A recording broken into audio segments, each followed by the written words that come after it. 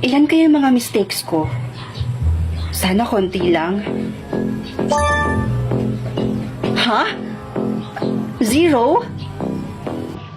So it means, wala akong kasalanan. Ipa-private ko na lang. Baka sakaling sabihin nilang mayabang ako.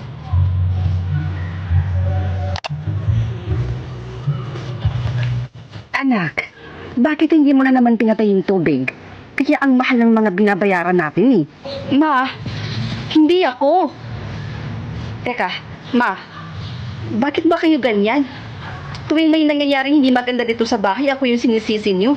Dahil marami kang mistake. Kaya mo nga pinrivate, di ba?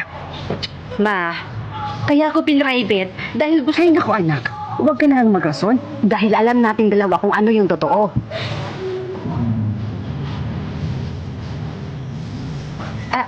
Sir, good morning po.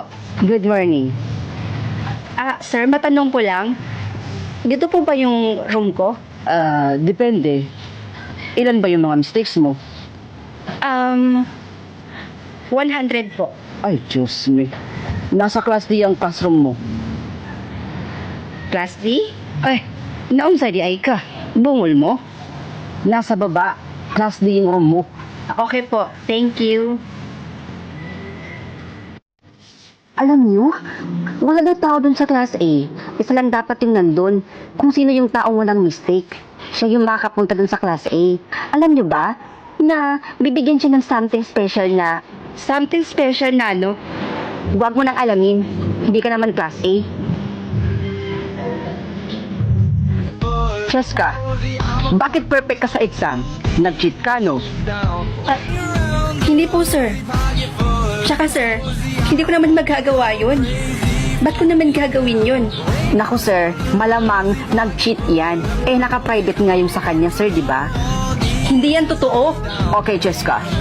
Kung talagang nagsasabi ka ng totoo, i-public mo yung mistakes mo. Okay po, sir. Nako, sure akong maraming mistake yun, no? Kaya nga niya pin-private, eh. Sana, kulay puti yung mapunta sa akin.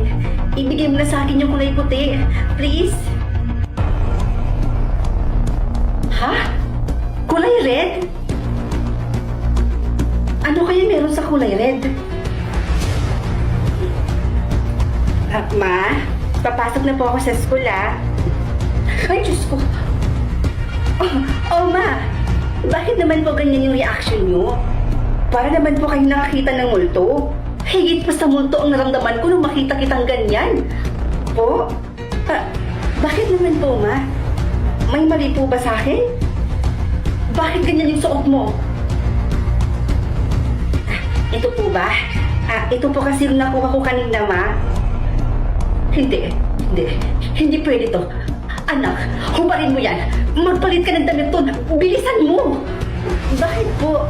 Basta makinig ka na lang sa akin. Ito, ayan. Kulay puti. Magpalit ka. Palitan mo yung suot mo ngayon. Bilisan mo na. O sige po, Ma. Sandali lang po. Ma, okay na po ba to? Ayan, okay na yan, anak. Walang dapat makaalam na kulay puti ang nakuha mo.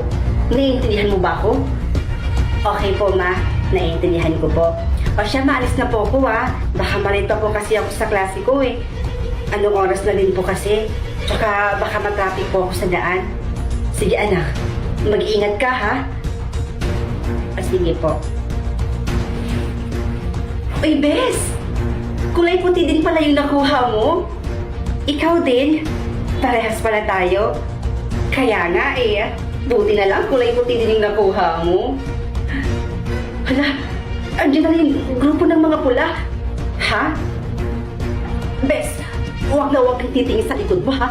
Huwag na huwag kang titingin. Halika na, umalis na tayo. Dito na tayo dumaan. Halika na. Bakit, Bes? Anong meron sa kulay pula?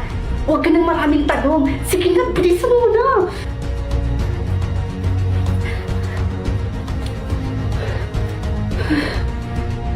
Hindi ko talaga maintindihan kung ano nga ba talaga meron sa kulay pula na yan. Bakit parang lahat ng tao Takot na takot sa kulay pula. Mag-check ako ng mga kulay ninyo. Dapat lahat kayo ay naaangkop sa kulay. Alam ko yung mga nagsisinungaling lang.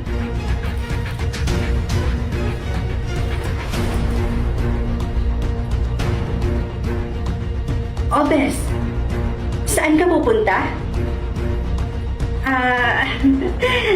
Pupunta lang ako ng CR. Sandali lang naman ako eh. Magsi-CR ka ba talaga? Eh, bakit parang lahat ng gamit mo dito dadalhin mo? Ano kasi, Bes? Hindi talaga ako nakakaalis pag hindi ko dala-dala tong bag ko. Ganun ba? Sige na, Bes, ha? Kailangan ko na talaga umalis dito sa mas lalong madaling panahon. Okay? Sige na. Bye-bye na. Hindi ka sa akin makakatakas.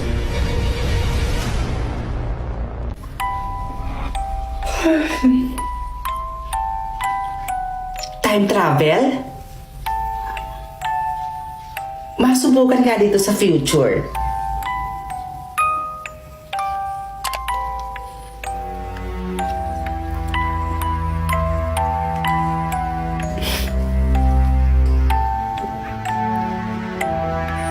Ano nangyari dito sa bahay? Bakit ang kalat-kalat? Ma? Pa? Bunso? Anika? Nasaan ba kayo? Asan yung tao dito sa bahay?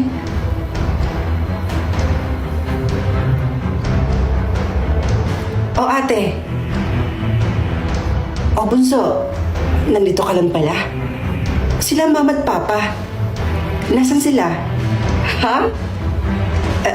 Ate? Nilalagnat ka ba? Nasaan nga sila? Sure ka? Wala kang alam? Ha? Alam ang alin? Ate, 10 taon na po yung nakakaraan. Nang mamatay sila mama at papa. Eh sinisisi mo pa nga yung sarili mo dahil doon. Ano? Wala na sila mama at papa? Nang dahil sa akin? Hindi mo ba natatandaan, ate? Yung time na inutusan ka ni mama? Pero sabi mo, nag-ML ka? Kasalanan ko? Opo, ate. Kasi yung mismong araw na yon ay uutusan ka sana ni mama para bumili. Pero ang sabi mo, ay naglalaro ka pa ng ML. Kaya ayun, si mama at si papa na lang ang lumabas at bumili. At dahil doon, na-aksidente sila. Alam mo, Bunso, kanina ko pa talaga napapansin eh. Ang kalat-kalat dito sa loob ng bahay at ang gulo-gulo. Hindi ka ba naglilinis dito? Alam mo, ate, para kang ibang tao. Eh, ikaw lang naman yung lahat gumagawa niyan eh. Oh, kasalanan ko na naman? Oo, ate. Eh, paano ba naman? Puro kalabas at puro ka painom. Puro kalakwatsa.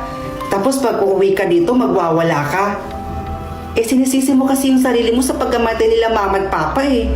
Nakalimutan mo na ba yun? Para kang ibang tao. Anika? Bunso? O ate, saan ka galing? Namili lang po ako ng ulam. Bakit po? Bumili ng ulam? Diyos ko naman, Bunso. Eh, pwede ka naman magluto dito sa loob ng bahay eh. Magastos ka talaga. Ikaw ba talaga yung ate ko? Bakit parang ibang-iba ka ngayon? At para bang wala kang kaalam-alam sa mga nangyayari? Hindi kita gets, Bunso. Ano bang ibig mong sabihin? Di ba sabi mo, ayaw na ayaw mong nagluto tayo dito sa bahay? Eh kasi nga, naaalala mo yung mga luto sa atin ni Mama. Eh kaya nga lagi tayo namimili sa labas eh.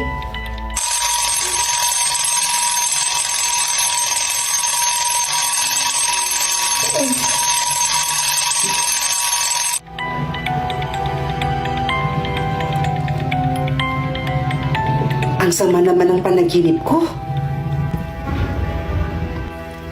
Anak, pasuyo naman si Mama, oh. Bumili ka muna ng ulam dun sa bayan. Ano ba naman yan, Ma? Pwedeng mamaya na lang. Nag-email pa ako eh. Mabilis lang to, promise. Naku, wag na. Ako na lang. Matagal ka pa matatapos yan sa nilalaro mo eh. Kailangan ko na yon. Pang, tara. Samahan mo muna ako dun sa bayan. Magmotor muna tayo saglit.